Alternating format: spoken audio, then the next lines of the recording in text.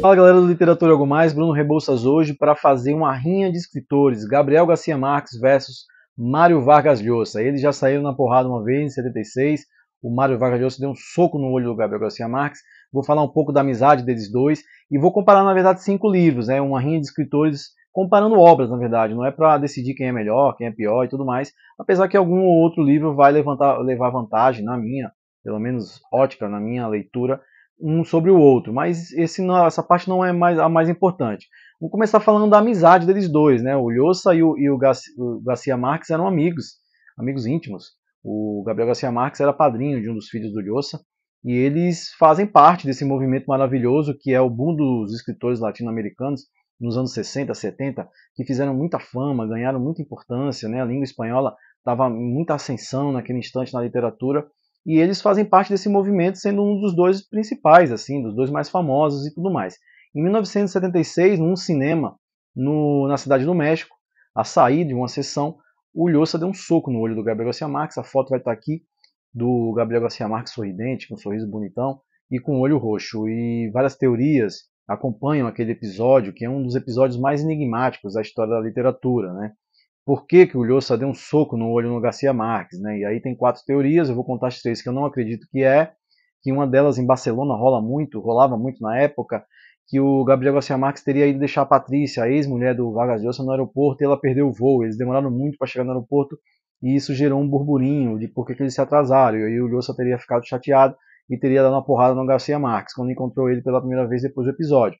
Essa história eu acho que é mais descabida, até porque as mulheres deles também eram amigas, a Mercedes e a Patrícia, e o Llosa e o Gabo também. Então acho que essa daí não é uma das vertentes.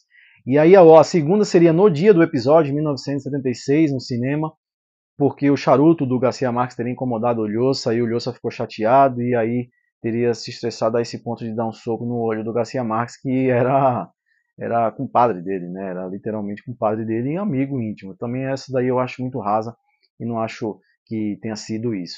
A outra teria sido que o Garcia Marques, após uma briga da Patrícia com o Llosa, meteu a colher, deu uns conselhos para a Patrícia, e o Llosa teria ficado chateado quando eles se reconciliaram, o que geralmente acontece quando você dá um conselho para um amigo ou para uma amiga e ela volta com o ex-babaca dela ou a ex-babaca dele, e aí você acaba levando a culpa, só que também essa eu acho que não é.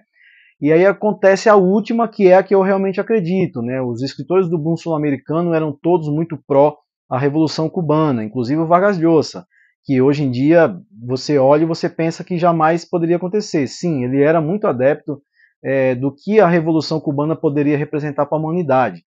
Só que com o tempo, esse grupo foi se dividindo ideologicamente, principalmente quando chega 1970 e o poeta, escritor Padilha, um cubano, é preso por um livro que ele escreveu e que ele ganhou o prêmio de melhor livro pelos escritores de Cuba, né? Pela Associação dos Escritores Cubanos. Né? Esse era um comitê internacional, diversos escritores eram convidados para fazer parte desse comitê e ele ganhou o prêmio. Só que o governo cubano negou o prêmio para ele, acusando o livro dele de antirrevolucionário. Ele foi preso e ele confessou seus crimes de ser, por exemplo, agente da CIA. E todos os escritores escreveram a Carta dos 62, é conhecida, né?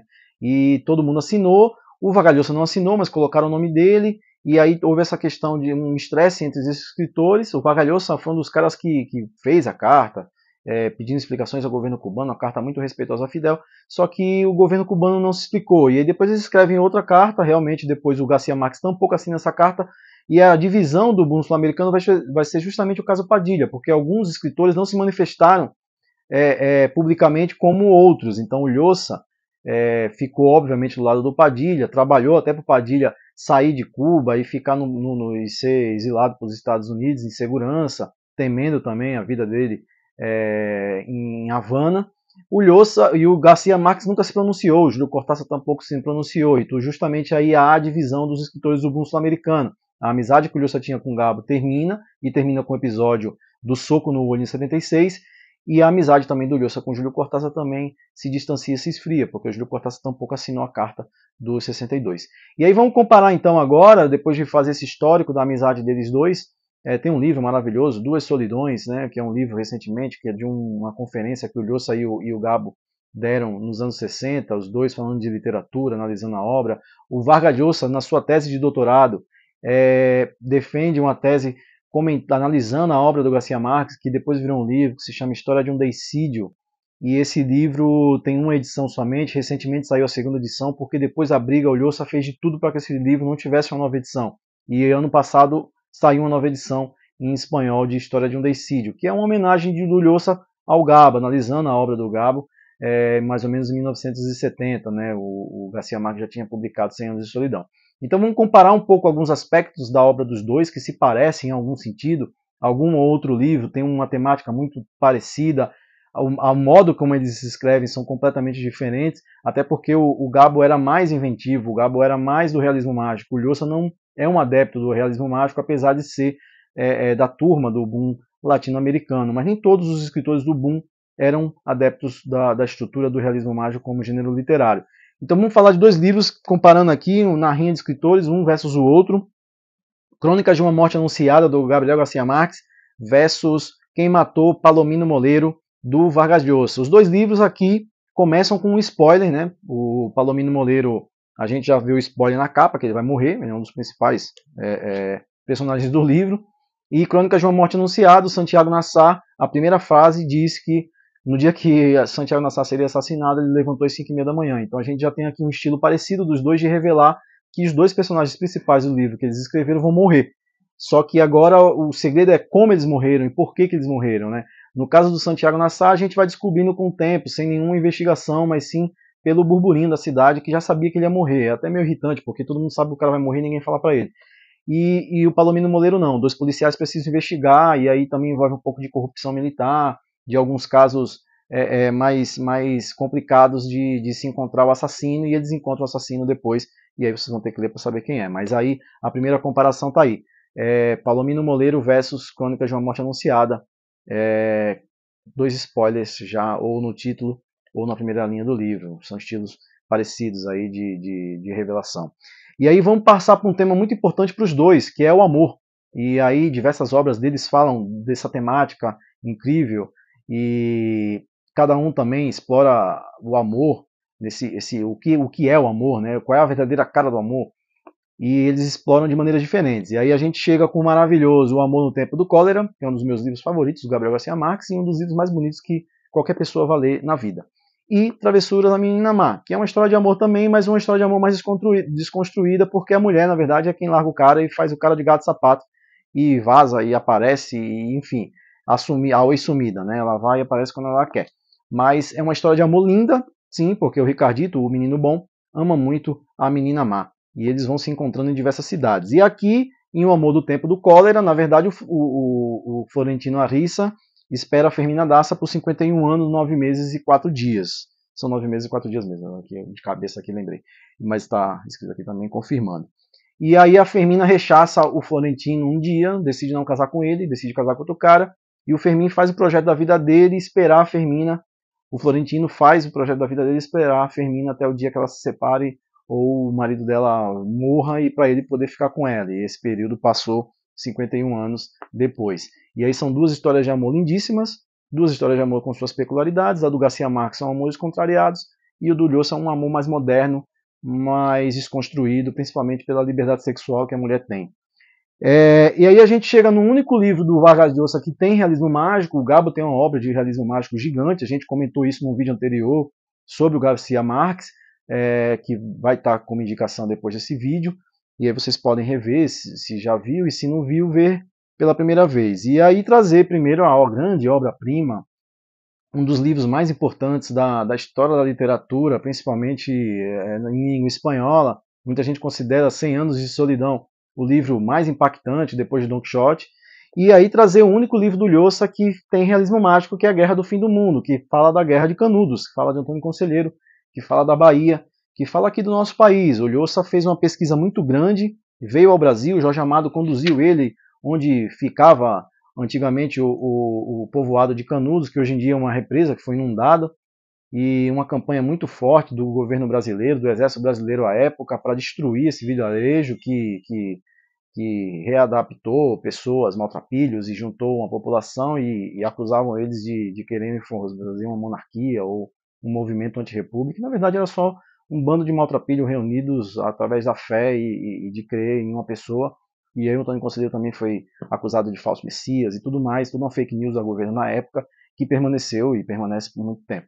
Ele usa muito o livro dos Sertões, do Euclides da Cunha, para escrever esse livro, inclusive nos agradecimentos ele agradece a Euclides da Cunha. Essa é uma primeira edição de 1981, e aí trazer esses dois elementos. Eles não se comparam, obviamente, em tamanho, em importância, em grandiosidade de obra, mas esse é o único livro do Mário Vargas Llosa que que traz o realismo mágico como estilo literário, né? E aí trazer o maior expoente, a maior obra do Garcia Marques também, 100 Anos de Solidão, para fazer uma comparação entre os dois.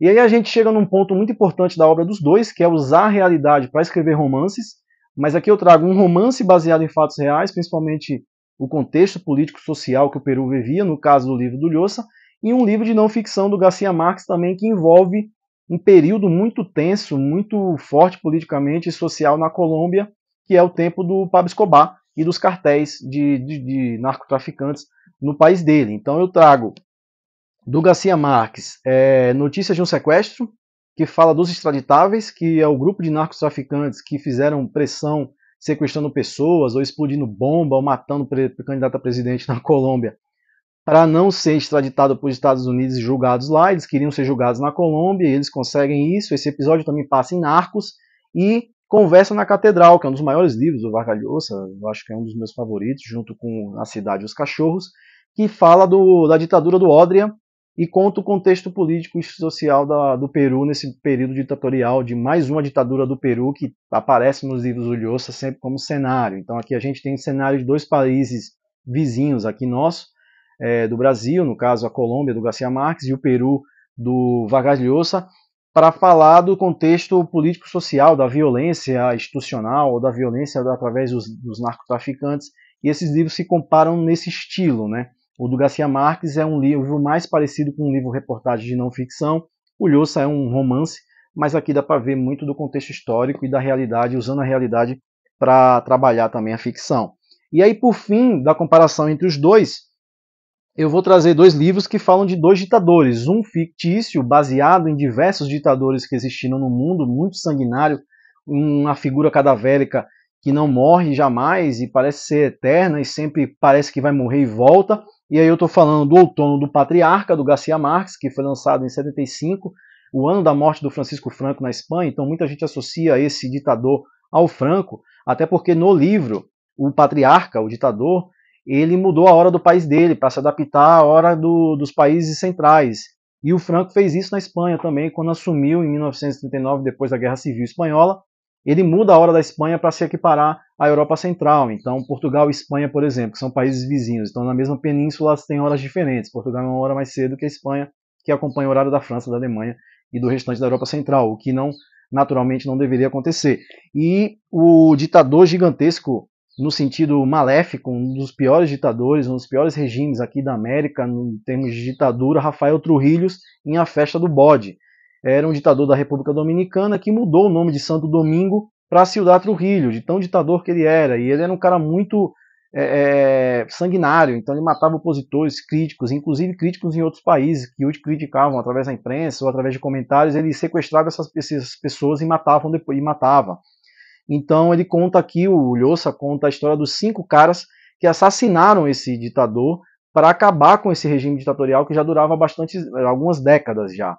E o Outono do Patriarca é um ditador muito longevo também, que é muito sanguinário, que mata as pessoas mais ou menos no mesmo estilo do Trujillo, jogando as pessoas aos jacarés, assassinando, sequestrando opositores e desaparecendo com os corpos deles. E aí eles se comparam também nesse aspecto de que a ditadura e a violência permeiam o nosso continente, e com isso a gente parece estar acostumado com a violência, porque parece que ela é constante na vida de nós sul-americanos e latinos de um modo geral. Então essas eram as comparações entre os dois, Mário Vargas Llosa versus, entre aspas, Garcia Marques.